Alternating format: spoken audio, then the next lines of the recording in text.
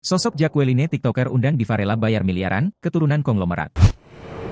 Fakta sosok Jacqueline Wijaya, TikTokers yang gelar pesta ulang tahun untuk ibunya dengan mengundang Krisdayanti dan Yuni Shara. Teresia Bastian merupakan ibu Jacqueline Wijaya. Pesta ulang tahun untuk ibunya tersebut di Telangham Hotel Jakarta, Kebayoran Baru, Jakarta Selatan, Kamis, 15 Februari 2023, malam. Dia senang saat bisa menggelar pesta ulang tahun untuk ibunya. Pesta ulang tahun ini kejutan dari anak-anak ke mama yang setiap tahun kami lakukan, kata Jacqueline Wijaya. Konsep pesta itu adalah undertesi setelah sebelumnya bertema bunga dan hutan.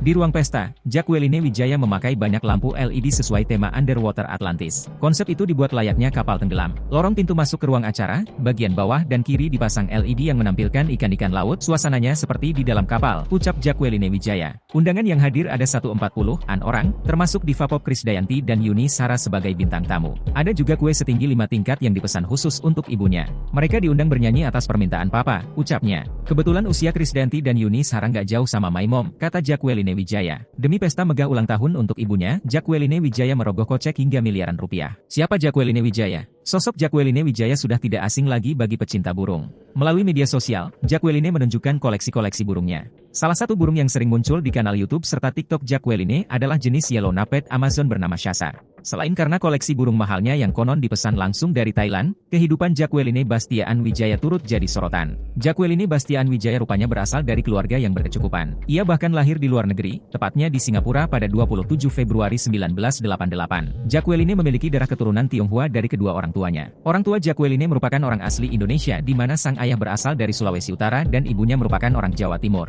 Jacqueline Wijaya tidak memiliki kaitan dengan keluarga Wijaya pemilik Sinarmas. Hanya saja namanya hampir mirip dengan Jesline Wijaya, generasi ketiga penerus bisnis Sinarmas.